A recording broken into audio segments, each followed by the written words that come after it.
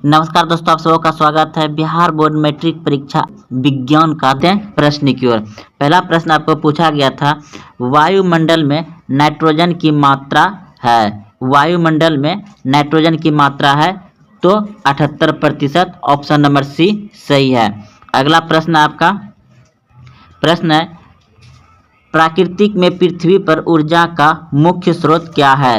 प्राकृतिक में पृथ्वी पर ऊर्जा का मुख्य स्रोत क्या है, तो सूर्य का प्रकाश। ऑप्शन नंबर डी सही हो जाएगा। अगला प्रश्न है, द ऑर्गेनिक ऑफ नामक पुस्तक किसने लिखी, तो डार्विन ने। ऑप्शन नंबर बी बिल्कुल सही हो जाएगा। अगला प्रश्न है, ओजोन के अणु में ऑक्सीजन की परमाणु की संख्या होती है। तो इस प्रश्न का उत्तर हो जाएगा आपका ऑप्शन नंबर सी बिल्कुल सही है, 3। अगला प्रश्न है, पौधे में प्रकाश संश्लेषण का स्थान है। पौधे में प्रकाश संश्लेषण का स्थान है तो क्लोरोप्लास्ट। ऑप्शन नंबर बी सही है। अगला प्रश्न है, परिशोकित हिस्सा है। परिशोकित हिस्सा है तो आहार नाल का। ऑप्शन नंबर ए सही है। अगला प्रश्न है, एक खाद्य श्रृंखला में तीसरे पोषी स्तर पर हमेशा कौन रहता है। तो इस प्रश्न का उत्तर हो जाएगा मांसाहारी। ऑप्शन नंबर बी सही हो जाएगा। अगला प्रश्न है, निम्न में से कौन सा समूह में केवल जैव नवीकरणीय पदार्थ है। तो इस प्रश्न का उत्तर हो जाएगा आपका ऑप्शन नंबर ए बिल्कुल सही है, घास, पुष्प तथा चमड़ा। ऑप्शन नंबर ए सही है। अगला प्रश्न है, कमरे के ताप पर द्रव्य अवस्था में रहने वाली वो धातु। कमरे के ताप पर द्रव अवस्था में रहने वाली वो धातु ब्रोमीन है। ऑप्शन नंबर सी सही है। अगला प्रश्न है, निम्नलिखित में कौन सा युग्म एकल विस्थापन अभिक्रिया प्रदर्शित करती है। तो ऑप्शन नंबर बी आंसर हो जाएगा। अगला प्रश्न है, आवर्त सारणी में आवर्त की संख्या होती है तो 7। ऑप्शन नंबर ए सही है। अगला प्रश्न है, पेंटा C5H12 के कितने संरचनात्मक संभावी है। तो इस प्रश्न का उत्तर हो जाएगा आपका ऑप्शन नंबर बी बिल्कुल सही है, 3। अगला प्रश्न है, दही में कौन सा अम्ल है। दही में कौन सा अम्ल पाया जाता है, तो लैक्टिक अम्ल। ऑप्शन नंबर सी सही है। अगला प्रश्न है, निम्न में किस धातु को केरोसिन में डुबाकर रखा जाता है, तो सोडियम में। ऑप्शन नंबर बी सही है। अगला प्रश्न है, AI4C3 के जल अपघटन में निम्नलिखित में से बनता है। तो इस प्रश्न का उत्तर हो जाएगा आपका ऑप्शन नंबर बी बिल्कुल से मीथेन। अगला प्रश्न है, वह धातु जो सिर्फ अम्ल राज में घुलता है। तो AU सोना हो जाएगा। अगला प्रश्न है, लेंस का आवर्धन का SI मात्रक होता है तो मात्र विहीन। ऑप्शन नंबर सी सही है। अगला प्रश्न है, किसी अंतरिक्ष यात्री को आकाश कैसा प्रतीत होता है, तो काला। ऑप्शन नंबर बी सही है। अगला प्रश्न है, गोलीय दर्पण के परावर्तक पृष्ठ की वृत्ताकार सीमा रेखा का व्यास होता है। तो इस प्रश्न का उत्तर हो जाएगा आपका ऑप्शन नंबर सी बिल्कुल से गोलीय दर्पण का द्वारक। ऑप्शन नंबर सी सही है। अगला प्रश्न है, किस दर्पण में दूर की वस्तु का प्रतिबिंब सदैव सीधा होता है। तो इस प्रश्न का उत्तर हो जाएगा आपका यह तो समतल दर्पण अथवा उत्तल दर्पण। ऑप्शन नंबर डी सही है। अगला प्रश्न है, अवतल दर्पण की फोकस दूरी होती है। अवतल दर्पण की फोकस दूरी होती है ऋणात्मक। ऑप्शन नंबर बी सही है। अगला प्रश्न है, किस दर्पण में हमेशा वस्तु से छोटा प्रतिबिंब बनता है। तो इस प्रश्न का उत्तर हो जाएगा आपका ऑप्शन नंबर ए बिल्कुल सही है, उत्तल दर्पण में। अगला प्रश्न है, प्रकाश का प्राथमिक वर्ण है। तो नीला, हरा, लाल। ऑप्शन नंबर डी बिल्कुल सही है, इनमें सभी। अगला प्रश्न है, तारे का टिमटिमाना प्रकाश की किस घटना को दर्शाता है। तो प्रकाश के अपवर्तन। ऑप्शन नंबर ए सही है। अगला प्रश्न है, निम्नलिखित में कौन सी ओ धातु विद्युत का सुचालक है। तो ग्रेफाइट। ऑप्शन नंबर ए सही है। अगला प्रश्न है, बैटरी का अम्ल है। बैटरी का अम्ल है सैद्रिक H2SO4 ऑप्शन नंबर सी सही है।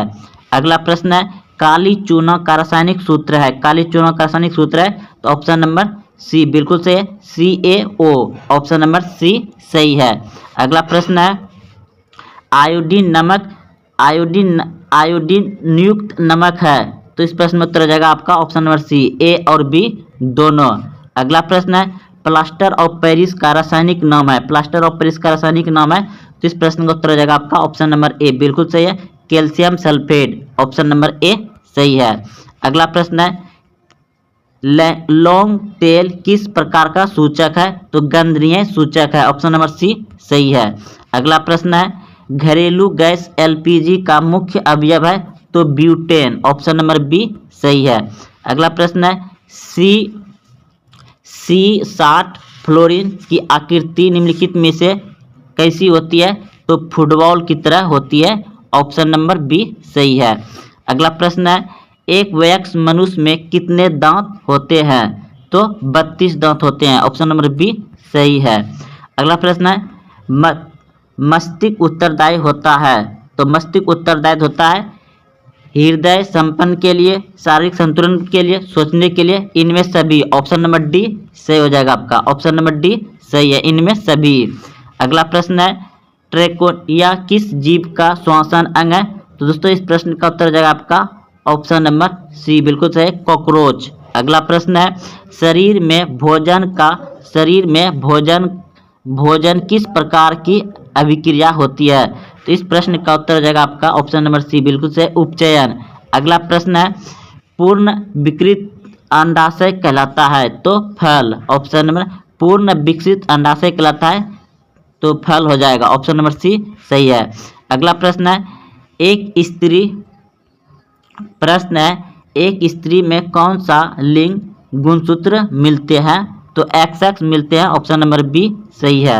अगला प्रश्न है मतोपजीवी का उदाहरण है तो इस प्रश्न का उत्तर हो जाएगा आपका ऑप्शन नंबर बी बिल्कुल सही, गोबर छाता ऑप्शन नंबर बी सही है।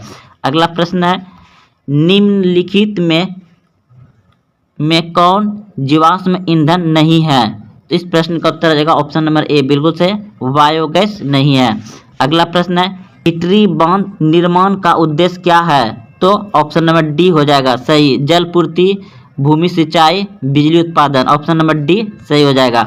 अगला प्रश्न है विद्युत फ्यूज विद्युत धारा के किस सिद्धांत पर कार्य करता है, विद्युत फ्यूज विद्युत धारा के किस सिद्धांत पर कार्य करता है ऑप्शन ए ऊष्मीय, ऑप्शन बी चुंबकीय, ऑप्शन सी रासायनिक, ऑप्शन डी इनमें से कोई नहीं तो ऑप्शन नंबर ए बिल्कुल सही है, ऑप्शन नंबर ए बिल्कुल सही है, ऊष्मीय। विद्युत फ्यूज विद्युत धारा के किस सिद्धांत पर कार्य करता है ऊष्मीय सिद्धांत पर कार्य करता है ऑप्शन नंबर ए सही है। अगला प्रश्न है 2 नंबर किस कुंडली का प्रतिरोध ज्ञात करने का सूत्र है, किसी कुंडली का प्रतिरोध ज्ञात करने का सूत्र है तो ऑप्शन नंबर बी बिल्कुल सही है, R बराबर V/I। अगला प्रश्न है बैटरी से किस प्रकार की धारा प्राप्त होती है, बैटरी से किस प्रकार की धारा प्राप्त होती है तो ऑप्शन नंबर ए बिल्कुल सही है, दृष्ट धारा, दृष्ट। अगला प्रश्न है दाढ़ी बनाने में किस प्रकार के दर्पण का उपयोग किया जाता है, दाढ़ी बनाने में किस प्रकार के दर्पण का उपयोग किया जाता है तो ऑप्शन नंबर ए बिल्कुल सही है, अवतल दर्पण का। अगला प्रश्न है विभवांतर का SI मात्रक क्या है, विभवांतर का SI मात्रक क्या है ऑप्शन नंबर ए बिल्कुल सही है, volt, volt option number A सही है।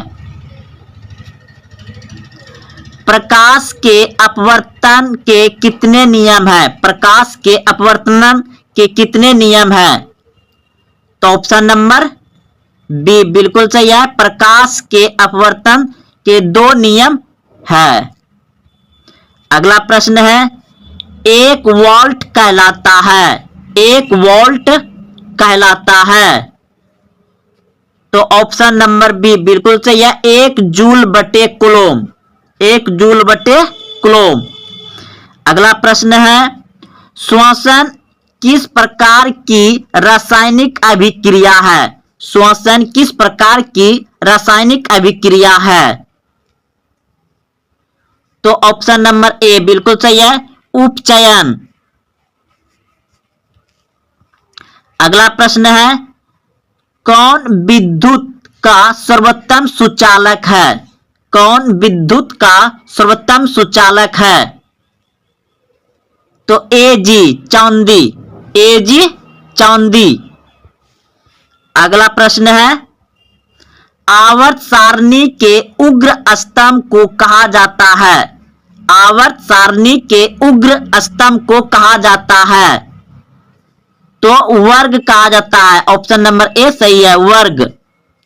अगला प्रश्न है, निम्नलिखित में कौन उपधातु है? निम्नलिखित में कौन उपधातु है? तो ऑप्शन नंबर डी बिल्कुल सही है, बी। अगला प्रश्न है, पीतल है। पीतल है। तो पीतल क्या है? मिश्र धातु है। ऑप्शन नंबर सी बिल्कुल सही है, मिश्र धातु। अम्लीय विलयन का पीएच मान होता है? अम्लीय विलयन का पीएच मान होता है? तो अम्लीय विलयन का पीएच मान होता है 7 से कम। और अगर पूछ दिया जाए कि क्षारीय विलयन का पीएच मान होता है तो 7 से अधिक। क्षारीय विलयन का पीएच मान 7 से अधिक, अम्लीय का 7 से कम और उदासीन का 7 होता है। उदासीन का पीएच मान होता है 7, अम्लीय विलयन का पीएच मान होता है 7 से कम, क्षारीय विलयन का पीएच मान होता है 7 से अधिक। तो इस प्रश्न का उत्तर हो जाएगा आपका, अम्लीय पूछा है तो 7 से कम। ऑप्शन नंबर बी सही है।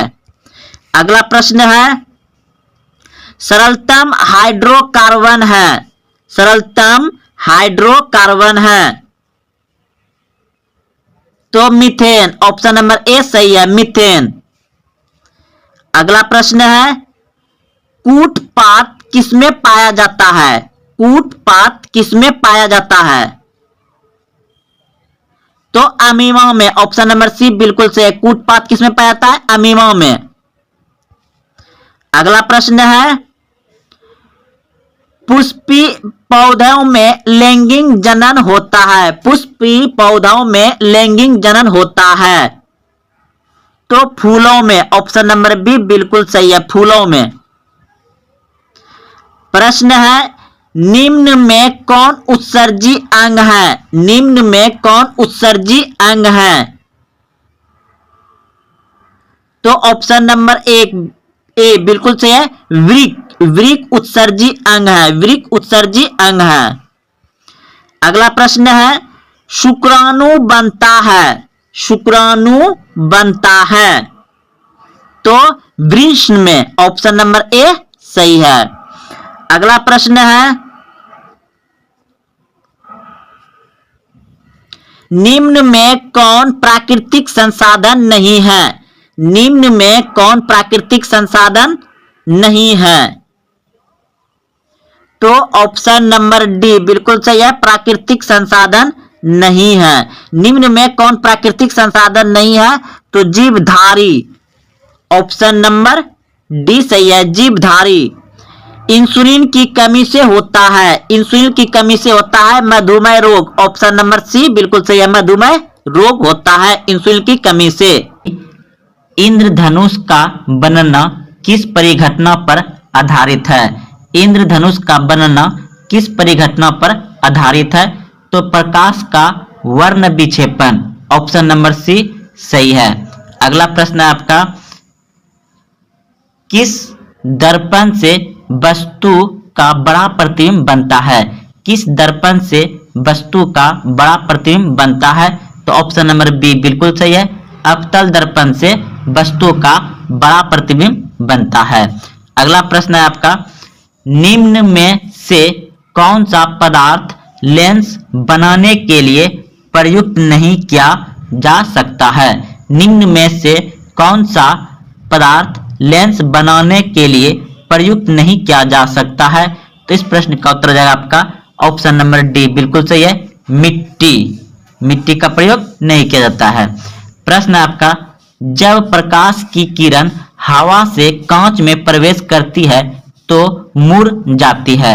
जब प्रकाश की किरण हवा से कांच में प्रवेश करती है तो मुड़ जाती है। ऑप्शन नंबर बी बिल्कुल सही है, अभिलंब के निकट मुड़ जाती है। अगला प्रश्न है, प्रकाश का वर्ण विक्षेपण किस उपकरण से संभव होता है? प्रकाश का वर्ण विक्षेपण किस उपकरण से संभव होता है? तो इस प्रश्न का उत्तर हो जाएगा आपका ऑप्शन नंबर सी, बिल्कुल सही है, प्रिज्म से। अगला प्रश्न है, साइड मिरर के रूप में प्रयुक्त होता है। साइड मिरर के रूप में प्रयुक्त होता है तो ऑप्शन नंबर बी बिल्कुल सही है, उत्तल दर्पण। अगला प्रश्न आपका, स्वपोषण होता है। स्वपोषण होता है किसमें? तो हरे पौधे में। ऑप्शन नंबर बी सही है। अगला प्रश्न है, इनमें कौन प्रकाश संश्लेषी अंग है? इनमें कौन प्रकाश संश्लेषी अंग है? तो हरित लवक। ऑप्शन नंबर बी सही है। अगला प्रश्न है, कौन सी क्रिया सभी जीवों के लिए अनिवार्य है? कौन सी क्रिया सभी जीवों के लिए अनिवार्य है? तो श्वसन। ऑप्शन नंबर सी सही है, श्वसन सभी के लिए अनिवार्य है, सभी जीव के लिए। अगला प्रश्न है, कोशिका झिल्ली किस प्रकार की झिल्ली है? कोशिका झिल्ली किस प्रकार की झिल्ली है? तो अर्धपरागमीय झिल्ली है। ऑप्शन नंबर सी सही है। अगला प्रश्न है, इष्ट किस वर्ग का एक कोशिकीय जीव है? तो कवक। ऑप्शन नंबर बी बिल्कुल सही है, इष्ट किस वर्ग का एक कोशिकीय जीव है? तो कवक। अगला प्रश्न है, दही के जमने में निम्नलिखित में कौन सी क्रिया होती है? दही के जमने में निम्नलिखित कौन सी क्रिया होती है? तो Q1 क्रिया होती है। ऑप्शन नंबर सी बिल्कुल सही है। प्रश्न है, श्वसन क्रिया के दौरान कितने प्रतिशत ऊर्जा ताप के रूप में निष्कासित होती है? तो इस प्रश्न का उत्तर हो जाएगा 20%। अगला प्रश्न है, रक्षी कोशिका पाई जाती है। रक्षी कोशिका पाई जाती है कहाँ? पत्ती में। ऑप्शन नंबर बी सही है। अगला प्रश्न है, प्रकाश संश्लेषण द्वारा किसकी प्राप्ति होती है? प्रकाश संश्लेषण द्वारा किसकी प्राप्ति होती है? तो ग्लूकोज की। ऑप्शन नंबर सी सही है। अगला प्रश्न है, वह कौन सा प्रक्रम है जिनके द्वारा शरीर में ऊर्जा का उत्पन्न होता है? तो पोषण। ऑप्शन नंबर बी सही है। अगला प्रश्न है आपका, स्त्री में लिंग गुणसूत्र होते हैं। स्त्री में लिंग गुणसूत्र होते हैं तो XX। ऑप्शन नंबर ए सही है। पुरुष में लिंग गुणसूत्र होते हैं। पुरुष में लिंग गुणसूत्र होते हैं तो YX। ऑप्शन नंबर बी सही है। लोहे का परमाणु संख्या है। लोहे का परमाणु संख्या है option A 23, option B 26, option C 25, option D 24। तो अगर आप बी सोचे हैं तो बिल्कुल सही सोचे हैं, लोहे का परमाणु संख्या 26 होता है। अगर दोस्तों पूछ दिया जाए कि लोहे का संकेत क्या होता है तो लोहे का संकेत होता है Fe। लोहे का संकेत होता है Fe। चलते अगले प्रश्न की ओर। प्रश्न है कि निम्नलिखित में किस धातु को चाकू से आसानी से काटा जा सकता है? निम्नलिखित में किस धातु को चाकू से आसानी से काटा जा सकता है? तो इस प्रश्न का उत्तर हो जाएगा आपका ऑप्शन बी बिल्कुल सही है, सोडियम Na। अगला प्रश्न है आपका, जिंक तथा सल्फ्यूरिक अम्ल के बीच अभिक्रिया से निम्नलिखित में से कौन सी गैस निकलती है? प्रश्न है, जिंक तथा सल्फ्यूरिक अम्ल के बीच अभिक्रिया से निम्नलिखित में कौन सी गैस निकलती है? तो इस प्रश्न का उत्तर हो जाएगा आपका ऑप्शन नंबर सी, बिल्कुल सही है, H2। अगला प्रश्न है सोडियम की परमाणु संख्या है, सोडियम की परमाणु संख्या है, तो ऑप्शन नंबर ए बिल्कुल सही है, 11। सोडियम की परमाणु संख्या कितनी है? 11। अगला प्रश्न है आवर्त सारणी के प्रथम वर्ग के सदस्य होते हैं, आवर्त सारणी के प्रथम वर्ग के सदस्य होते हैं, तो ऑप्शन नंबर सी बिल्कुल सही है, क्षारीय धातु होते हैं। आवर्त के प्रथम वर्ग में कौन सी धातु पाए जाते हैं? क्षारीय धातु पाए जाते हैं। अगला प्रश्न है निम्नलिखित में सबसे भारी धातु कौन है? निम्नलिखित में सबसे भारी धातु कौन है? तो ऑप्शन नंबर बी बिल्कुल सही है, यूरेनियम। सबसे भारी धातु कौन सी है? यूरेनियम। अगला प्रश्न है लोहे एवं इस्पात को जंग से सुरक्षित रखने के लिए ऊन पर किस धातु की पतली परत चढ़ाई जाती है? लोहे एवं इस्पात को जंग से सुरक्षित रखने के लिए ऊन पर किस धातु की पतली परत चढ़ाई जाती है? तो इस प्रश्न का उत्तर हो जाएगा आपका ऑप्शन नंबर डी, बिल्कुल सही है, जिंक। जिंक की परत चढ़ाई जाती है। अगला प्रश्न है आपका बॉक्साइड निम्नलिखित में किस धातु का अयस्क है? बॉक्साइड एल्युमिनियम का अयस्क होता है, ऑप्शन नंबर सी बिल्कुल सही है। बॉक्साइड निम्नलिखित में से किस धातु का अयस्क है? एल्युमिनियम का। अगला प्रश्न है कि ब्रोमीन ओ धातु की अवस्था होती है, ब्रोमीन ओ धातु की अवस्था होती है तो द्रव्य, ऑप्शन नंबर सी बिल्कुल सही है। ब्रोमीन ओ धातु क्या है? द्रव्य धातु है। अगला प्रश्न है सीसा और टीन की मिश्र धातु को कहते हैं, सीसा और टीन की मिश्र धातु को कहते हैं शोल्डर, ऑप्शन नंबर ए बिल्कुल सही है, शोल्डर कहते हैं। अगला प्रश्न है किस धातु को चाकू से सरलता से काटा जा सकता है? किस धातु को चाकू से सरलता से काटा जा सकता है? तो सोडियम, ऑप्शन नंबर डी बिल्कुल सही है, क्योंकि वह सोडियम जो है ना मुलायम होता है, इसलिए उसे चाकू से आसानी से काटा जा सकता है। अगला प्रश्न है साधारण ताप पर फास्फोरस का अणुसूत्र है, साधारण ताप पर फास्फोरस का अणुसूत्र है, तो ऑप्शन नंबर डी बिल्कुल सही है, P4। अगला प्रश्न आपका बेकिंग सोडा का रासायनिक सूत्र है, बेकिंग सोडा का रासायनिक सूत्र है, तो ऑप्शन नंबर ए बिल्कुल सही है, NaHCO3। बेकिंग सोडा का रासायनिक सूत्र क्या होता है? NaHCO3, ऑप्शन नंबर ए सही है। अगला प्रश्न है आपका निम्न में कौन ओ धातु विद्युत का सुचालक है? निम्न में कौन ओ धातु विद्युत का सुचालक है? तो ग्रेफाइट, ऑप्शन नंबर ए बिल्कुल सही है, ग्रेफाइट। अगला प्रश्न है ग्रेफाइट कार्बन का एक अपरूप है जो क्या है? तो वह है मुलायम, ऑप्शन नंबर ए हो जाएगा। अगला प्रश्न है कि आभूषण बनाने वाले सोना होता है, आभूषण बनाने वाला सोना होता है, तो 22 कैरेट का होता है। आभूषण क्या बनता है? 22 कैरेट का होता है, क्योंकि 24 कैरेट का शुद्ध सोना होता है और वह मुलायम होता है, तो उसे कठोर बनाने के लिए उसमें तांबा या चांदी मिलाया जाता है, तो ऑप्शन नंबर ए बिल्कुल सही है। आभूषण जब भी बनता है तो वह 22 कैरेट का ही बनता है। अगला प्रश्न है कि निम्न में किस धातु को केरोसिन में डुबाकर रखा जाता है? निम्न में किस धातु को केरोसिन में डुबाकर रखा जाता है? तो इस प्रश्न का उत्तर हो जाएगा आपका ऑप्शन नंबर ए बिल्कुल सही है, सोडियम को केरोसिन तेल यानी मिट्टी तेल में रखा जाता है, सोडियम को। अगला प्रश्न है निम्न में कौन ओ धातु पानी में डुबाकर रखी जाती है? निम्न में कौन ओ धातु पानी में डुबाकर रखी जाती है?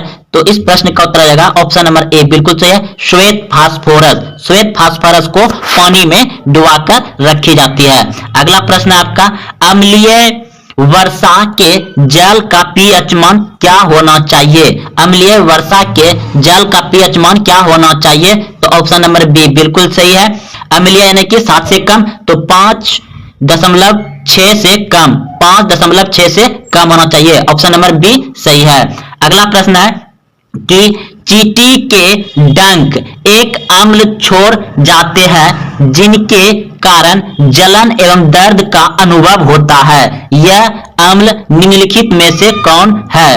तो प्रश्न कर रहा है जब चींटी किसी को जब काट लेता है तो उसमें कौन सा अम्ल छोड़ देता है जिसके कारण जलन एवं दर्द का अनुभव होता है? तो इस प्रश्न का उत्तर हो जाएगा आपका ऑप्शन नंबर ए बिल्कुल सही है, मेथोनिक अम्ल, ऑप्शन नंबर ए मेथोनिक अम्ल छोड़ देता है। अगला प्रश्न है ऑक्जेलिक अम्ल निम्नलिखित में किसमें पाया जाता है? ऑक्जेलिक अम्ल निम्नलिखित में किसमें पाया जाता है? तो ऑप्शन नंबर ए बिल्कुल सही है, टमाटर में। अगला प्रश्न आपका कि मधुमक्खी का डंक एक अम्ल छोड़ता है जिसके कारण दर्द एवं जलन का अनुभव होता है, यह अम्ल है। तो मधुमक्खी और मक्खी एक है, मेथोनोइक अम्ल। ऑप्शन नंबर ए बिल्कुल सही है। यह क्वेश्चन देखिए 2020 में पूछे गए हैं। अगला प्रश्न आपका टाइट्रिक अम्ल निम्नलिखित में से किसमें पाया जाता है? टाइट्रिक अम्ल निम्नलिखित में से किसमें पाया जाता है? तो टाइट्रिक अम्ल पाया जाता है इमली में। ऑप्शन नंबर डी बिल्कुल सही है। टाइट्रिक अम्ल किसमें पाया जाता है? इमली में। अगला प्रश्न है आपका शुद्ध जल का पीएच मान होता है। शुद्ध जल का पीएच मान होता है कितना? 7। ऑप्शन नंबर बी बिल्कुल सही है। अगला प्रश्न है दांत को साफ करने के लिए दांत मंजन प्रायः होता है। तो दांत को साफ करने के लिए दांत मंजन प्रायः होता है क्षारीय। ऑप्शन नंबर ए बिल्कुल सही है, क्षारीय होता है। अगला प्रश्न है हमारे शरीर किस पीएच परास के बीच कार्य करता है? तो इस प्रश्न का उत्तर हो जाएगा आपका ऑप्शन नंबर सी बिल्कुल सही है, 6 से 8 6.6 से 8 6.0 से 6.8 के बीच कार्य करता है। अगला प्रश्न है किसी अम्लीय विलयन का पीएच मान होता है। किसी अम्लीय विलयन का पीएच मान होता है तो 7 से कम। ऑप्शन नंबर सी बिल्कुल सही है। अम्लीय होता है 7 से कम, क्षारीय होता है 7 से अधिक और उदासीन होता है 7। अगला प्रश्न है आपका किसी उदासीन विलयन का पीएच मान कितना होता है? अभी जस्ट बोले हैं 7 होता है। अगला प्रश्न है आपका कि प्रश्न है आधुनिक आवर्त नियम के अनुसार तत्वों का गुण धर्म। तो आधुनिक आवर्त नियम के अनुसार तत्वों का गुण धर्म है ऑप्शन नंबर बी बिल्कुल सही है, परमाणु संख्या का आवर्त फलन। परमाणु संख्या का आवर्त फलन ऑप्शन नंबर बी सही है। अगला प्रश्न आपका सल्फर परमाणु की 72 कक्षा में इलेक्ट्रॉनों की संख्या कितनी होती है? प्रश्न को फिर से पढ़ते दोस्तों, सल्फर परमाणु की 72 कक्षा में इलेक्ट्रॉनों की संख्या कितनी होती है? तो इस प्रश्न का उत्तर हो जाएगा आपका ऑप्शन नंबर सी बिल्कुल सही है, 6 होती है। सल्फर परमाणु की 72 कक्ष यानी कि बाहर वाले कक्षों में इलेक्ट्रॉन की संख्या कितनी होती है? 6 होती है। ऑप्शन नंबर सी सही है। अगला प्रश्न है निम्न में से कौन सा उपधातु है? निम्न में से कौन सा उपधातु है? तो जीई। ऑप्शन नंबर सी बिल्कुल सही है, जीई उपधातु है। प्रश्न है किसी कोष में इलेक्ट्रॉनों की अधिकतम संख्या होती है। किसी कोष में इलेक्ट्रॉनों की अधिकतम संख्या होती है तो इस प्रश्न का उत्तर हो जाएगा ऑप्शन नंबर सी बिल्कुल सही है, 3n स्क्वायर। अगला प्रश्न है क्लोरीन के परमाणु की 72 कक्ष में इलेक्ट्रॉनों की संख्या कितनी होती है? क्लोरीन की 72 कक्ष में इलेक्ट्रॉनों की संख्या कितनी होती है? तो इस प्रश्न का उत्तर हो जाएगा आपका ऑप्शन नंबर सी बिल्कुल सही है, 7 होती है, 7।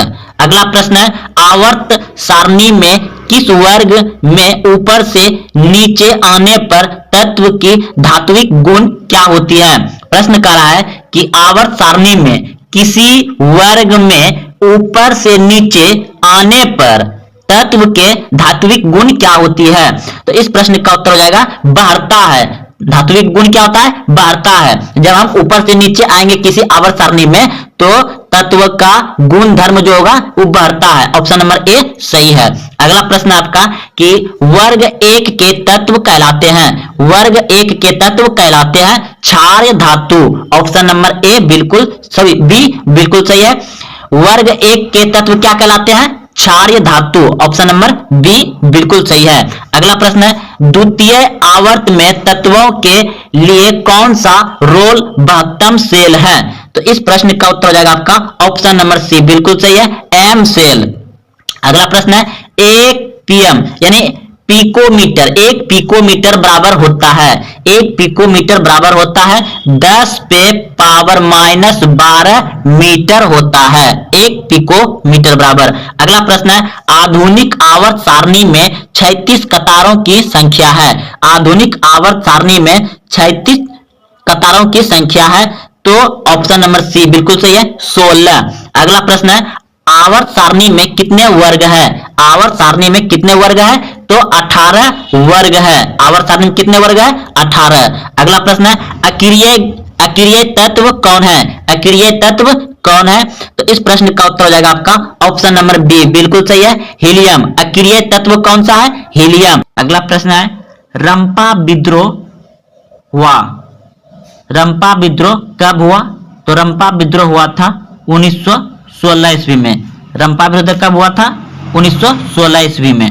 अगला प्रश्न है, महात्मा गांधी ने किस पत्रिका का संपादन किया था? महात्मा गांधी ने किस पत्रिका का संपादन किया था? तो young India. Option number C बिल्कुल सही है, यंग इंडिया का।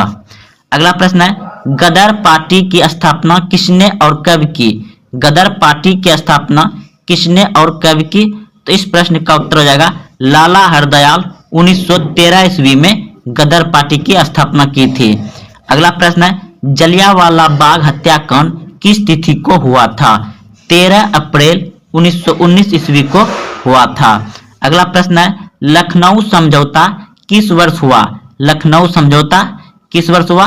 तो 1916 ईस्वी में हुआ था लखनऊ समझौता।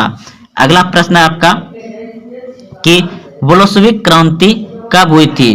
बोल्शेविक क्रांति कब हुई थी? तो नवंबर 1917 में हुआ था। बोल्शेविक क्रांति कब हुई थी? नवंबर 1917 में। अगला प्रश्न है, लाल सेना का गठन किसने किया? लाल सेना का गठन किसने किया? तो ट्रेस्टकी ने किया था लाल सेना का गठन। अगला प्रश्न है कि लेनी की मृत्यु कब हुई? लेनी की मृत्यु कब हुई? तो 1924 ईस्वी में लेनी की मृत्यु हुई थी। मैदानी पारिस्थितिक तंत्र में तृतीय उपभोक्ता होता है। तृतीय उपभोक्ता होता है मेढक। ऑप्शन नंबर बी सही है। अगला प्रश्न है, एक वन पारिस्थितिक तंत्र में हिरण होते हैं। एक वन पारिस्थितिक तंत्र में हिरण होते हैं। तो हिरण क्या होते हैं? प्राथमिक उपभोक्ता। ऑप्शन नंबर बी सही है। अगला प्रश्न है, यूरो 2 का संबंध है। यूरो 2 का संबंध है। तो यह यूरो 2 क्या है? एक वायु प्रदूषण से संबंधित है। वायु प्रदूषण से संबंधित है। ऑप्शन नंबर ए सही हो जाएगा, वायु प्रदूषण से संबंधित है। अगला प्रश्न है, किसी पारितंत्र के जैविक घटक होते हैं। किसी पारितंत्र के जैविक घटक होते हैं। तो पौधे एवं मृदा, यानी पौधे और मिट्टी, पौधे और मृदा। ऑप्शन नंबर बी सही है।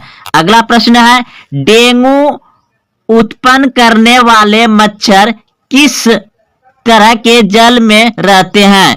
डेंगू उत्पन्न करने वाले मच्छर किस जल में रहते हैं? तो डेंगू उत्पन्न करने वाले मच्छर रहते हैं साफ जल में। ऑप्शन नंबर ए सही है, साफ जल में। अगला प्रश्न है,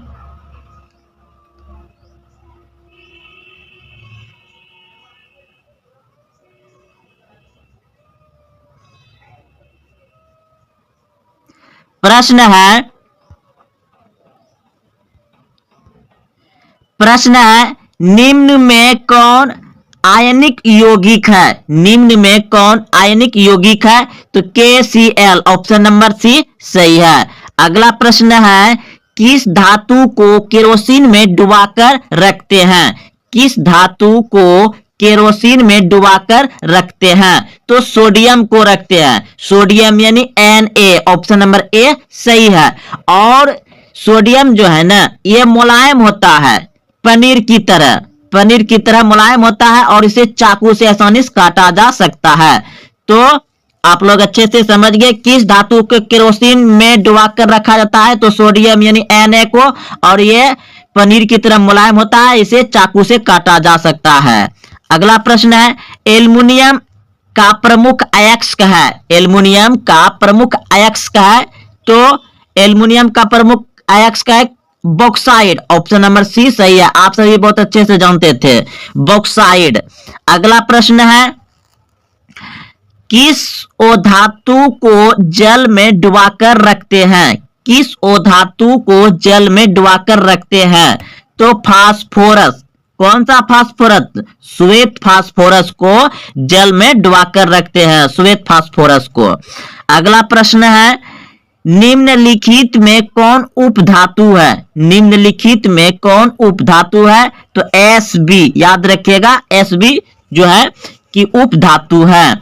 अगला प्रश्न है, बॉक्साइट किस धातु का अयस्क है? तो बॉक्साइट एल्युमिनियम का अयस्क है, ऑप्शन नंबर ए सही है। अगला प्रश्न है, क्लोरीन की संयुक्ता क्या है? क्लोरीन की संयुक्ता क्या है? तो एक, ऑप्शन नंबर सी सही है। अगला प्रश्न है, हेमेटाइट किस धातु का अयस्क है? हेमेटाइट लोहा से, हेमेटाइट लोहा, यानी कि हेमेटाइट किस धातु का अयस्क है?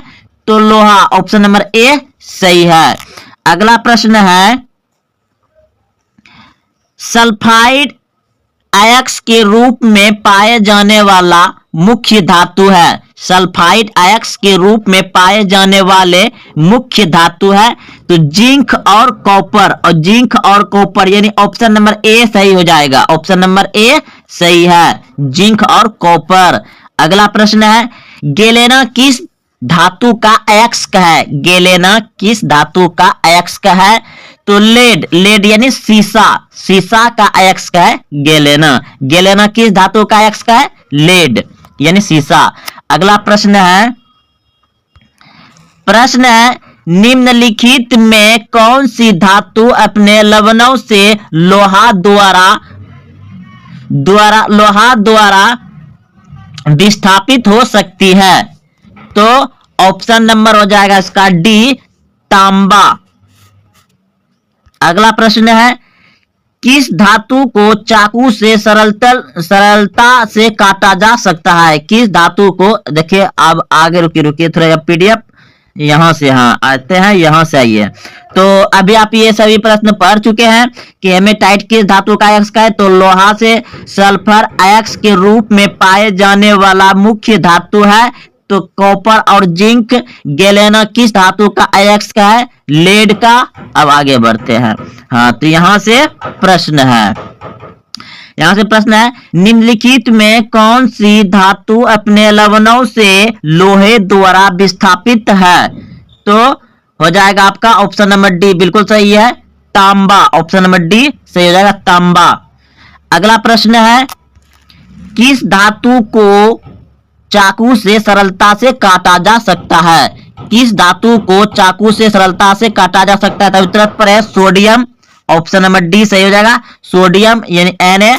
अगला प्रश्न है, सामान्य तापमान पर द्रव अवस्था में स्थित धातु और अधातु के युग्म को चुने, यानी कि कराए कि देखिए सामान्य तापमान जो हर समान रह जाता है, लेकिन वह जो है कि द्रव अवस्था में स्थित रहता है तो वह हो जाएगा, क्योंकि ये ब्रोमीन क्या है? द्रव है, लेकिन ये ओ धातु है, पारा भी ब्रोमीन क्या है? पारा भी द्रव्य है। तो सामान्य तापमान पर ये दोनों जो है कि द्रव अवस्था में रहता है, कौन सा? तो ब्रोमीन और पारा, यानी कि ये कमरे के तापमान पर क्या होता है, जितना तापमान कमरा का रहता है उसमें ये द्रव अवस्था में पाया जाता है। तो ये हो गया आपका पारा धातु है और ये ओ धातु है, ब्रोमीन। अगला प्रश्न है, ये तो हेमेटाइट किस धातु का अयस्क है? तो हेमेटाइट अभी तुरंत पढ़े, बताइए किस धातु का अयस्क है हेमेटाइट किस धातु का अयस्क है? तो ऑप्शन नंबर डी, लोहा का संकेत क्या होता है? Fe। तो हेमेटाइट किस धातु का अयस्क है? लोहा, Fe, डी। अगला प्रश्न है, विद्युत के सुचालक युग्म को चुने, यानी कि विद्युत जो जिसमें सुचालक हो जाता है, विद्युत आर पार यानी चला जाता है, आता जाता है, तो कौन सा हो जाएगा? तो हम देख रहे हैं कि लोहा और ग्रेफाइट, तो ये तो बिल्कुल सही है, इसमें तांबा सही है लेकिन ये सल्फर में नहीं होता, इसमें सोना सही है लेकिन इसमें हीरा में नहीं होता है, इसमें चांदी सही है लेकिन इसमें नहीं होता है। तो ऑप्शन नंबर ए ही सही हो जाएगा, ए। यानी कि इसमें दोनों सही है। युग्म मतलब जोड़ा, युग्म मतलब जोड़ा, ये दोनों लोहा और ग्रेफाइट सही है। इसमें आपका सल्फर गलत है, इसमें ना होता, और इसमें हीरा गलत हो जाएगा, और इसमें ये गलत हो जाएगा। चांदी सही है, तम्मा सही है, सोना सही है। तो दोनों लेकिन सही होना चाहिए। तो दोनों किसमें सही है? ऑप्शन नंबर ए में। अगला प्रश्न देखते हैं। धातुओं को जोड़ने में प्रयुक्त गैस, यानी कि धातु को वेल्डिंग किया जाता है तो उसमें कौन सा गैस प्रयुक्त होता है? एथाइन। ऑप्शन नंबर सी सही है। ऑप्शन नंबर सी सही है। धातु को जोड़ने में प्रयुक्त गैस किसका उपयोग होता है? एथाइन। अगला प्रश्न है, सक्रिय श्रेणी में हाइड्रोजन के निचली वाली धातुएं हैं, तो ये हो जाएगा आपका अम्लों से हाइड्रोजन विस्थापित नहीं करती। अम्लों से हाइड्रोजन विस्थापित नहीं करती। ऑप्शन नंबर सी सही है। ऑप्शन नंबर सी हो जाएगा इसका, रुकिए, हाँ ऑप्शन नंबर सी सही है। अगला प्रश्न है, बहुत ही इंपॉर्टेंट प्रश्न है और VVI है। यह प्रश्न बहुत बार पूछे गए और पूछे जाएंगे, इस साल तो पक्का ही प्रश्न आएगा ही आएगा। क्या है? जल में हाइड्रोजन और ऑक्सीजन के परमाणुओं का अनुपात क्या होता है? जल में हाइड्रोजन तथा ऑक्सीजन के परमाणु संख्याओं का अनुपात क्या होता है? तो जल का होता है जल में कर रहा है ना, यहां से हो जाएगा। तो ये हाइड्रोजन का होता है 2 और ऑक्सीजन का हो जाएगा 1, यानी कि ऑप्शन नंबर बी हो जाएगा। ऑप्शन नंबर बी सही है। बी, ऑप्शन नंबर बी सही है। जल में हाइड्रोजन तथा ऑक्सीजन के परमाणु संख्या का अनुपात है, तो ऑप्शन नंबर बी हो जाएगा 2:1। अगला प्रश्न है, निम्नलिखित में किस प्रक्रिया द्वारा धातु के गुणों में उपयोगी परिवर्तन लाया जा सकता है? तो ऑप्शन नंबर सी सही है। ऑप्शन नंबर सी सही हो जाएगा। अगला प्रश्न है, देखिए,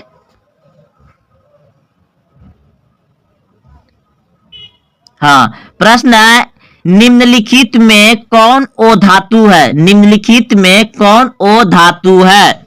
तो बताइए इसमें कौन ओ धातु है?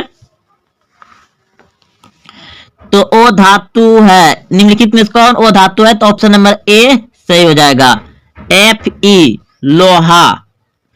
अगला प्रश्न है, 1 ग्राम सोने से कितना लंबा तार बनाया जा सकता है? 1 ग्राम सोने से कितना लंबा तार बनाया जा सकता है? तो 1 ग्राम सोने से 2 किलोमीटर तक लंबा तार बनाया जा सकता है, 2 किलोमीटर तक। अगला प्रश्न है, कौन सा ओ धातु कमरे के ताप पर द्रव अवस्था में होता है? तो अभी तुरंत जोड़ा लगाने वाला पढ़े थे, जोड़ा लगाने में क्या था? ये दोनों था। तो यहाँ क्या पूछा है? ओ धातु। अगर ओ धातु नहीं रहता तो पड़ा हो जाता, लेकिन यहाँ ओ धातु है तो ओ धातु जानते हैं क्या आता है? ब्रोमीन। कौन सा ओ धातु कमरे के ताप पर द्रव अवस्था में होता है? तो ब्रोमीन। ऑप्शन नंबर ए सही है। अगला प्रश्न है, निम्नलिखित में कौन सी धातु सबसे अधिक तन्य है? सबसे अधिक तन्य है, निम्नलिखित में से कौन सी धातु सबसे अधिक तन्य है? तो सबसे तन्य कौन सा है? सोना। ऑप्शन नंबर ए सही है। 1 ग्राम सोने से 2 किलोमीटर तक तार बनाया जाता है, तो सबसे तन्य यानी कि ताना किसका है? सोना का है। तो अगला प्रश्न देखिए, सीसा और टीन की मिश्र धातु को कहते हैं? सीसा और टीन की मिश्र धातु को कहते हैं gun metal. Option number C सही है, गैन मेटल। अगला प्रश्न है, निम्नलिखित में किसकी आघात वर्धता सबसे अधिक है? आघात वर्धता यानी कि वही तन्य हो ना, तो किसका हो जाएगा इसमें? इसमें तो सोना नहीं दिया गया है, तो चांदी होगा, चांदी। ऑप्शन नंबर ए सही है। अगला प्रश्न है, निम्नलिखित में से किसे चाकू से काटा जा सकता है? निम्नलिखित में से किसे चाकू से काटा जा सकता है? तो लिथियम। ऑप्शन नंबर ए सही है, लिथियम को भी चाकू से काटा जा सकता है। अगला प्रश्न है, एकमात्र ओ धातु जो द्रव रूप में पाई जाती है? तो एक क्वेश्चन पूछ दिया है, एकमात्र ओ धातु जो द्रव रूप में पाई जाती है, तो ब्रोमीन है, ब्रोमीन। अगला प्रश्न है, शुद्ध सोने को व्यक्त किया जाता है, शुद्ध सोने को व्यक्त किया जाता है। तो शुद्ध सोने को व्यक्त किया जाता है 22 कैरेट से, 22 कैरेट से। ऑप्शन नंबर ए सही है। 22 कैरेट, सॉरी रुकिए, 22 कैरेट से बनता है आपका आभूषण, लेकिन शुद्ध सोना जो होता है वह 24 कैरेट का होता है, 24 कैरेट का। 22 कैरेट का क्या होता है, आभूषण बनता है, उसमें कुछ मिलावट किया जाता है, क्योंकि शुद्ध सोना जो है ना मुलायम होता है, तो मुलायम होगा तो उसका तो जेवर गहना बनेगा नहीं, उसमें तो कुछ कठोरतापन होना चाहिए। तो 22 कैरेट होता है, यानी कि 2 कैरेट से दो से कुछ अलग से मिला दिया जाता है। तो शुद्ध सोने को व्यक्त किया जाता है, यानी कि शुद्ध सोना जो होता है किसका, 24 कैरेट का जो सोना है वो एकदम बिल्कुल शुद्ध है। ऑप्शन नंबर बी सही हो जाएगा। सही कथन को चुने, तो सही कथन को चुने, तो इसमें सही कथन हो जाएगा आपका ऑप्शन नंबर ए ही शुरू में। धातुएं प्राय ठोस गैस या ठोस होती है। धातुएं क्या होती है, प्राय गैस या ठोस होती है। जैसे देखिए हाइड्रोजन धातु है, ऑक्सीजन भी धातु है, तो ऑक्सीजन गैस है और ठोस भी हो सकता है धातु। धातु तो जैसे लोहा हो गया ठोस है। चलिए तो समझ गए होंगे कि वो धातुएं प्राय क्या होती है, गैस हो सकती है या तो ठोस हो सकती है। चलते अगले प्रश्न की ओर। धातु जो सिर्फ अम्लराज में घुलता है, धातु जो सिर्फ अम्लराज में घुलता है, तो अम्लराज में जो घुल जाता है पूरा एकदम, तो वो है सोना आपका AU सोना। ऑप्शन नंबर सी सही हो जाएगा। अगला प्रश्न है हीरा निम्नलिखित में किसका अपरूप है। हीरा निम्नलिखित में से किसका अपरूप है, तो हीरा जो है कि कार्बन का अपरूप है। ऑप्शन नंबर ए सही हो जाएगा, कार्बन का अपरूप है हीरा। अगला प्रश्न है निम्नलिखित में कौन सी प्रक्रिया एनोडीकरण है, तो ऑप्शन नंबर ए सही हो जाएगा। ऑप्शन नंबर ए सही है। एल्युमिनियम पर उसके ऑक्साइड की मोटी परत चढ़ाने की क्रिया को कहते हैं। तो दोस्तों अगर आपको अच्छा लगा तो अपने दोस्तों में भी शेयर करें, और हाँ अभी तक चैनल को सब्सक्राइब नहीं किया तो चैनल को सब्सक्राइब कर लें और लाइक जरूर करें। फिर मिलते हैं अगले वीडियो में। जय हिंद, जय भारत। जब हम किसी वस्तु को देखते हैं तो उसका प्रतिबिंब बनता है। जब हम किसी वस्तु को देखते हैं तो आंख में उसका प्रतिबिंब कहाँ बनता है। प्रश्न कर रहा है जब भी हम किसी वस्तु को देख रहे हैं तो उसका प्रतिबिंब कहाँ बनता है आंख में, कॉर्निया पर, रेटिना पर, पुतली पर, किस पे बनता है। आपके सामने 4 ऑप्शन है। तो इस प्रश्न का उत्तर बहुत विद्यार्थी में से आप सभी जानते होंगे कि उसका प्रतिबिंब बनता है रेटिना पर। ऑप्शन नंबर बी बिल्कुल सही है। जब हम किसी वस्तु को देखते हैं तो उसका प्रतिबिंब कहाँ बनता है, आंख में रेटिना पर बनता है।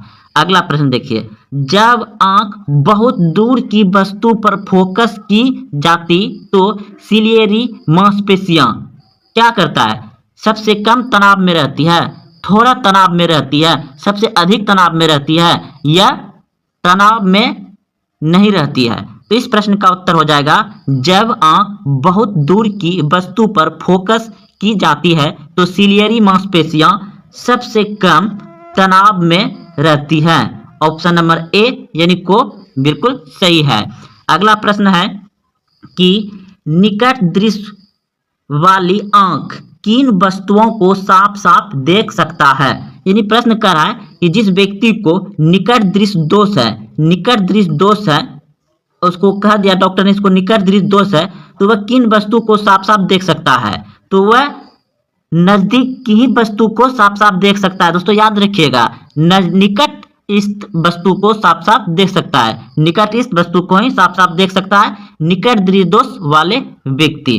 अगला प्रश्न देखिए, प्रश्न है इस आपका ये कि मायोपिया वही है जो है, तो मायोपिया होता है निकट दृष्टि दोष।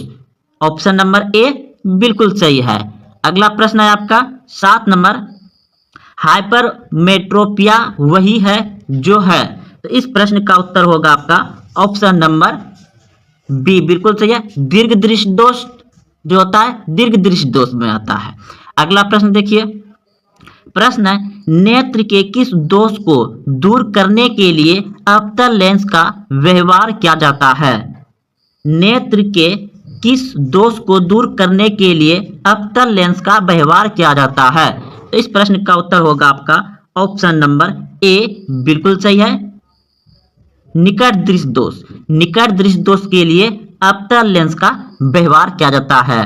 अगला प्रश्न है आपका कि सामान्य नेत्र के लिए निकट बिंदु और दूर बिंदु क्रमशः, सामान्य नेत्र के लिए यानी कि सामान्य नेत्र के लिए निकट बिंदु और दूर बिंदु क्रमशः। तो सबसे पहले दोस्तों पूछा है निकट। निकट तो आप सभी जानते हैं कि निकटतम बिंदु कितना होता है 25 cm, कितना होता है 25 cm होता है।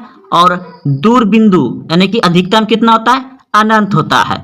तो इस प्रश्न का उत्तर हो जाएगा आपका ऑप्शन नंबर बी बिल्कुल सही है, क्योंकि पहले हमको निकटतम पूछा है तो पहले यहाँ पे हमारा निकटतम 25 cm है, फिर बाद में पूछा है दूर बिंदु, तो दूर बिंदु कितना होता है अनंत तक। यानी कि हम लोग निकटतम सबसे कम 25 cm की दूरी को साफ साफ देख सकते हैं, और अधिकतम पूछा जाए तो अनंत बहुत दूर तक हम लोग साफ साफ देख सकते हैं। दोस्तों यहाँ पे ऑप्शन में दिया हुआ है, लेकिन ये गलत है, क्योंकि यहाँ पहले पूछा कि निकटतम, तो निकटतम यहाँ पहले दिया गया 25 cm, और दूर बिंदु दिया है लास्ट में, तो लास्ट में, तो ऑप्शन नंबर बी सही है। अगला प्रश्न है नेत्र के किस दोष को हटाने के लिए उत्तल लेंस का व्यवहार किया जाता है? नेत्र के किस दोष को हटाने के लिए उत्तल लेंस का व्यवहार किया जाता है? तो इस प्रश्न का उत्तर होगा आपका ऑप्शन नंबर खो बिल्कुल सही है, यानी बी दीर्घ दृष्टि दोष। दीर्घ दृष्टि दोष को हटाने के लिए उत्तल लेंस का प्रयोग किया जाता है, और निकट दृष्टि दोष को हटाने के लिए अवतल लेंस का प्रयोग किया जाता है। अगला प्रश्न है कि ओ बिंदुकता दूर करने के लिए किस लेंस का व्यवहार किया जाता है? तो इस प्रश्न का उत्तर होगा आपका ऑप्शन नंबर सी बिल्कुल सही है, बेलनाकार लेंस का प्रयोग किया जाता है। अगला प्रश्न है कोई व्यक्ति दुफोकसीय लेंस का प्रयोग करता है तो वह पीड़ित है। कोई व्यक्ति दुफोकसीय लेंस का प्रयोग करता है तो वह पीड़ित है। तो इस प्रश्न का उत्तर हो जाएगा आपका ऑप्शन नंबर सी बिल्कुल सही है, यानी निकट दृष्टि दोष एवं दीर्घ दृष्टि दोष दोनों दोष से वह ग्रस्त है, पीड़ित है, जो कि वह दुफोकसीय लेंस का प्रयोग करता है। अगला प्रश्न देखिए, प्रश्न है आपका अगला नंबर कि सरल सूक्ष्मदर्शी में होता है। सरल सूक्ष्मदर्शी में होता है, क्या होता है? एक उत्तल लेंस होता है। अगला प्रश्न देखिए, बहुत छोटी वस्तुओं को देखने के लिए व्यवहार किया जाता है, यानी बहुत छोटी वस्तुओं को देखने के लिए व्यवहार में लिया जाता है या किया जाता है।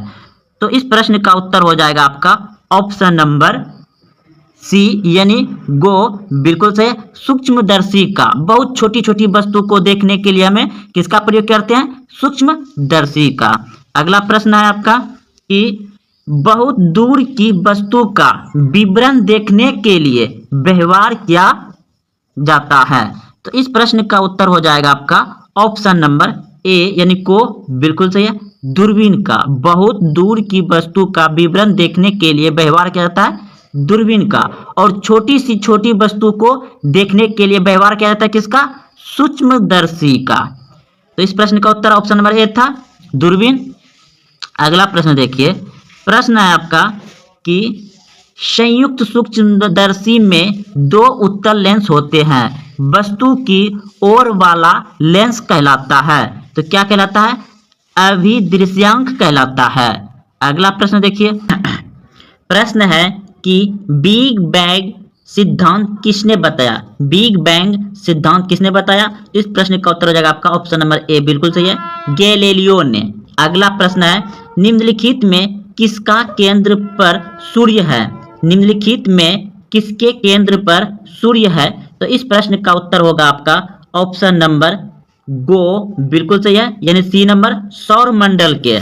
सौर मंडल के। अगला प्रश्न है सौर मंडल का कौन सा ग्रह सबसे अधिक गर्म है? सौर मंडल का कौन सा ग्रह सबसे अधिक गर्म है? तो बुध सबसे अधिक गर्म है। अगला प्रश्न है सबसे अधिक उपग्रह वाला ग्रह है? सबसे अधिक उपग्रह वाला ग्रह है तो बृहस्पति, बृहस्पति को सबसे ज्यादा उपग्रह है और पृथ्वी को एक ही ग्रह है चंद्रमा, और चंद्रमा को जीवाश्म उपग्रह भी कहा जाता है। अगला है सूर्य और पृथ्वी के बीच दो ग्रह है तो शुक्र और बुध। सूर्य और पृथ्वी के बीच दो ग्रह है, कौन कौन से? शुक्र और बुध। ऑप्शन नंबर बी सही है। अगला प्रश्न है निम्नलिखित में कौन तारामंडल नहीं है? निम्नलिखित में कौन तारामंडल नहीं है? तो इस प्रश्न का उत्तर होगा आपका ऑप्शन नंबर गो, बिल्कुल सही है, ध्रुव तारा। प्रश्न 18 नंबर निम्नलिखित में किस में नाभिकीय संलयन नहीं होता है? तो इस प्रश्न का उत्तर हो जाएगा आपका श्वेत विमान। अगला प्रश्न है कि पृथ्वी के मेटल में क्या क्या है? पृथ्वी के मेटल में क्या क्या है? तो इस प्रश्न का उत्तर होगा आपका ऑप्शन नंबर ए, बिल्कुल सही है, लोहे के और मैग्नीशियम के सिलिकेट। लोहे के और मैग्नीशियम के सिलिकेट है। अगला प्रश्न है आपका कि ओरियन क्या है? ओरियन क्या है? तो इस प्रश्न का उत्तर होगा आपका ऑप्शन नंबर खो, बिल्कुल सही है, तारामंडल है। दूध मेखला क्या है? दूध मेखला क्या है? तो इस प्रश्न का उत्तर होगा आपका ऑप्शन नंबर डी, बिल्कुल सही है, आकाश गंगा है। दूध मेखला क्या है? आकाश गंगा है। अगला प्रश्न है कि प्रकाश वर्ष मात्रक है। प्रकाश वर्ष मात्रक है किसका? तो प्रकाश वर्ष मात्रक है दूरी का। ऑप्शन नंबर सी बिल्कुल सही है। अगला प्रश्न है कि एक प्रकाश वर्ष लगभग होता है। एक प्रकाश वर्ष लगभग होता है। तो इस प्रश्न का उत्तर हो जाएगा ऑप्शन नंबर सी, बिल्कुल सही है, 9.46 गुना 10 पे पावर 12 किलोमीटर। एक प्रकाश वर्ष लगभग कितना होता है? 9.46 गुना 10 पे पावर 12 किलोमीटर। अगला प्रश्न है आपका पारसेक मात्रक है। पारसेक मात्रक है किसका मात्रक है? तो पारसेक मात्रक है दूरी का। अगला प्रश्न है कि खगोलीय शास्त्री हमारे विश्व के जन्म का समय निर्धारित करते हैं। खगोल शास्त्री हमारे विश्व के जन्म का समय लगभग निर्धारित करते हैं। तो ऑप्शन नंबर सी बिल्कुल सही हो जाएगा, 15 गुना 10 पे पावर 9 वर्ष। 15 गुना 10 पे पावर 9 वर्ष। अगला प्रश्न है कि परमाणु बम आधारित है। परमाणु बम आधारित है। तो इस प्रश्न का उत्तर हो जाएगा आपका ऑप्शन नंबर बी, बिल्कुल सही है, नाभिकीय संलयन पर परमाणु बम आधारित है। सूर्य बना हुआ है मुख्यतः। सूर्य बना हुआ है मुख्यतः किससे? हाइड्रोजन एवं हीलियम दोनों से। सूर्य किससे बना हुआ है? हाइड्रोजन एवं हीलियम दोनों से सूर्य बना हुआ है। अगला प्रश्न है कि प्रश्न है आपका मनुष्य की आंख वस्तु का प्रतिबिंब निम्नलिखित में से किस भाग पर बनती है? तो दोस्तों यह प्रश्न पहले भी हो चुका है आपका कि मनुष्य की आंखें वस्तु का प्रतिबिंब निम्नलिखित में किस भाग पर बनती है? तो रेटिना पर बनती है। अगला प्रश्न है कि मानव नेत्र की पुतली के आकार को नियंत्रित करने वाला होता है। तो सिलियरी मांसपेशियां होता है। मानव नेत्र की पुतली के आकार को नियंत्रित करने वाला होता है सिलियरी मांसपेशियां। अगला प्रश्न है आपका आंख के गोले के सामने की बीच वाली पारदर्शक पदार्थ को कहते हैं। आंख के गोले के सामने की बीच वाली पारदर्शी पदार्थ को कहते हैं। तो कॉर्निया कहते हैं। क्या कहते हैं? कॉर्निया कहते हैं। अगला प्रश्न है सामान्य आंख के रेटिना यानी दृष्टिपटल पर बनने वाला प्रतिबिंब क्या होता है? वास्तविक और उल्टा होता है। वास्तविक और उल्टा होता है। यानी हमारे आंख पे प्रतिबिंब कैसा बनता है? वास्तविक और उल्टा। सामान्य आंख के रेटिना दृष्टिपटल पर बनने वाला प्रतिबिंब होता है वास्तविक और उल्टा। अगला प्रश्न देखिए नेत्र के उस गुण को जो भिन्न भिन्न दूरी पर स्थित वस्तुओं को फोकस करने में मदद करता है कहा जाता है? नेत्र के उस गुण को जो फोकस नेत्र के उस गुण को जो विभिन्न दूरी पर स्थित वस्तुओं को फोकस करने में मदद करता है उसे कहा जाता है? तो इस प्रश्न का हो जाएगा समक्षमता। अगला प्रश्न है, मानव नेत्र के रेटिना पर शंकुरूपी सेल प्रतिक्रिया दिखते हैं तो प्रकाश के वर्ण की दिखते हैं। अगला प्रश्न है, निकट दृष्टि वाले मनुष्य के चश्मे में होता है? निकट दृष्टि दोष वाले मनुष्य के चश्मे में होता है तो अवतल लेंस होता है। निकट दृष्टि दोष को होता है, उसका चश्मा क्या होता है? अवतल लेंस होता है। पहले भी ये क्वेश्चन पढ़ चुके हैं शुरू में। अगला प्रश्न है आपका, प्रश्न है, दूर दृष्टि वाली आंख साफ साफ देख सकती है? दूर दृष्टि वाली आंख साफ साफ देख सकती है तो दूर की वस्तु को साफ साफ देख सकती है। जिसे दूर दृष्टि दोष है उसे दूर दूर की वस्तु साफ साफ दिखाई देगा। अगला प्रश्न है कि दूर दृष्टि दोष दूर करने के लिए चश्मे में प्रयोग किया जाता है? तो उत्तल लेंस। दूर दृष्टि दोष को दूर करने के लिए कौन सा चश्मे में प्रयोग किया जाता है? उत्तल लेंस का प्रयोग किया जाता है। अगला प्रश्न है कि सामान्य आंख के लिए स्पष्ट दृष्टि की न्यूनतम दूरी होती है? सामान्य आंख के लिए स्पष्ट दृष्टि की न्यूनतम दूरी होती है तो आप सभी जानते हैं कि 25 cm होती है। अगला प्रश्न देखिए, जरा दृष्टि दोष को दूर करने के लिए काम में लाया गया लेंस होता है?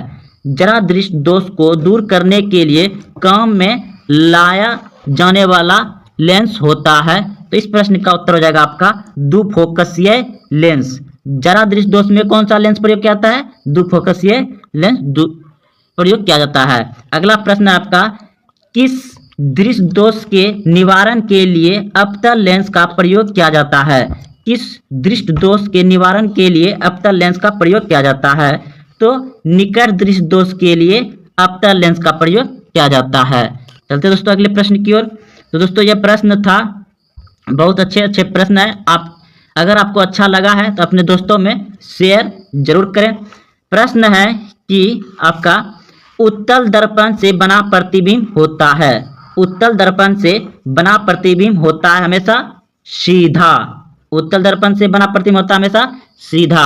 अगला प्रश्न है आपका कि किसी वस्तु बिंब का आवर्धित काल्पनिक प्रतिबिंब होता है? इस प्रश्न का उत्तर हो जाएगा आपका अवतल दर्पण से। अगला प्रश्न है कि दाढ़ी बनाने के लिए उपयुक्त गोलीय दर्पण में सीधा प्रतिबिंब प्राप्त करने के लिए चेहरे को रखना चाहिए? तो सीधा प्रतिबिंब प्राप्त करने के लिए चेहरे को रखना चाहिए मुख्य फोकस और ध्रुव के बीच। मुख्य फोकस और ध्रुव के बीच। अगला प्रश्न है, गोलीय दर्पण की फोकस दूरी उसकी वक्रता त्रिज्या की क्या होती है? आधी होती है। गोलीय दर्पण की फोकस दूरी उसकी वक्रता त्रिज्या की आधी होती है। ऑप्शन नंबर ए बिल्कुल सही है। अगला प्रश्न है कि हजामत बनाने के लिए जिस दर्पण का व्यवहार किया जाता है वह होता है अवतल। क्या होता है? अवतल। हजामत बनाने के लिए किस दर्पण का व्यवहार किया जाता है? अवतल दर्पण का। अगला प्रश्न है कि जब किसी वस्तु को अवतल दर्पण के सामने प्रधान फोकस और ध्रुव के बीच रखा जाता है तो किस प्रकार का प्रतिबिंब बनता है? तो काल्पनिक और सीधा बनता है। काल्पनिक और सीधा बनता है। अगला प्रश्न है, मोटर गाड़ी के चालक के सामने लगा रहता है? मोटर गाड़ी के चालक के सामने लगा रहता है तो इस प्रश्न का उत्तर हो जाएगा आपका उत्तल दर्पण। क्या लगा रहता है? उत्तल दर्पण। अगला प्रश्न है, जो सतह नियमित रूप से प्रकाश का परावर्तन करता है वह है? जो सतह नियमित रूप से प्रकाश का परावर्तन करता है वह है दर्पण। वह क्या हो जाएगा? दर्पण। जो भी चिकनाहट वस्तु जो प्रकाश का परावर्तन करते हैं उसे क्या कहते हैं? दर्पण। अगला प्रश्न देखिए, उत्तल दर्पण द्वारा बना प्रतिबिंब होता है? उत्तल दर्पण द्वारा बना प्रतिबिंब होता है तो उत्तल दर्पण द्वारा बना प्रतिबिंब होता है काल्पनिक एवं छोटा। काल्पनिक एवं छोटा होता है। प्रश्न 11 नंबर, एक अवतल दर्पण की फोकस दूरी 12 सेंटीमीटर है, उसकी वक्रता त्रिज्या होगी, उसकी वक्रता त्रिज्या होगी। तो देखिए दोस्तों, इसका सूत्र होता है कि आर बराबर, यानी कि आर बराबर त्रिज्या बराबर होता है 2f। एफ मतलब फोकस दूरी, तो 2 रह जाएगा, तो फोकस दूरी कितना दिया हुआ है गुना 12 हो जाएगा, तो 12 दूना कितना हो जाएगा 24, तो 24 cm हो जाएगा। ऑप्शन नंबर सी आप यहां से भी समझ सकते हैं। तो एक अवतल दर्पण की फोकस दूरी 12 cm है, तो उसकी वक्रता त्रिज्या कितनी हो जाएगी, दुगुनी हो जाएगी, 12 दूना 24। तो अगला प्रश्न देखिए, एक गोलीय दर्पण की वक्रता त्रिज्या 40 cm है, उसकी फोकस दूरी होगी, उसकी फोकस दूरी क्या हो जाएगी, यानी कि एक गोलीय दर्पण की वक्रता त्रिज्या 40 cm है, तो उसकी फोकस दूरी क्या होती है, आधी होती है, यानी कि क्या हो जाएगा, वह 20 cm हो जाएगा। तो देखिए F बराबर होता आपका R/2, F बराबर R/2, तो वक्रता त्रिज्या कितना दिया गया है आपको 40, तो 40/2, तो 2 से भाग लग जाएगा, यानी कि 20 हो जाएगा। तो आपका ऑप्शन नंबर सी बिल्कुल सही था, 20 cm।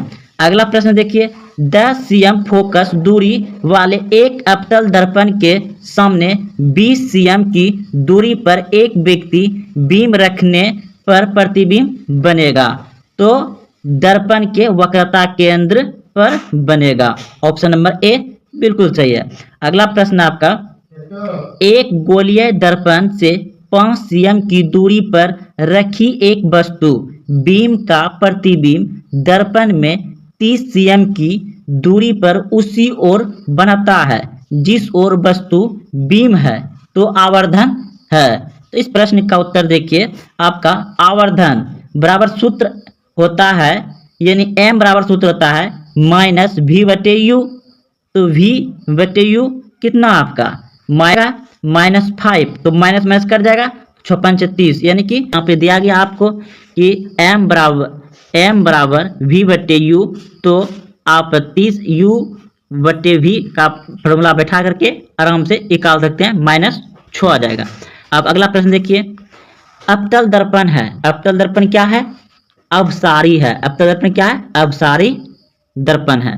अगला प्रश्न देखिए, किस दर्पण में हमेशा आभासी और छोटा प्रतिबिंब बनता है, किस दर्पण में हमेशा आभासी और छोटा प्रतिबिंब बनता है। तो इस प्रश्न का उत्तर हो जाएगा आपका ऑप्शन नंबर बी बिल्कुल सही है, उत्तल दर्पण में। तो दोस्तों यह आज यहीं तक रहने देते हैं, फिर कल आप लोग को विज्ञान से ही प्रश्न को इसी तरह से वीवीआई प्रश्न लाएंगे, जो कि आपको बिहार बोर्ड मैट्रिक परीक्षा में पूछा जा सकता है। तो अच्छा लगे तो लाइक और कमेंट करें कि आपको कैसा लगा, और अपने दोस्तों में जरूर शेयर करें। और आप अभी तक चैनल को सब्सक्राइब नहीं किए हैं तो चैनल को सब्सक्राइब कर लें। धन्यवाद।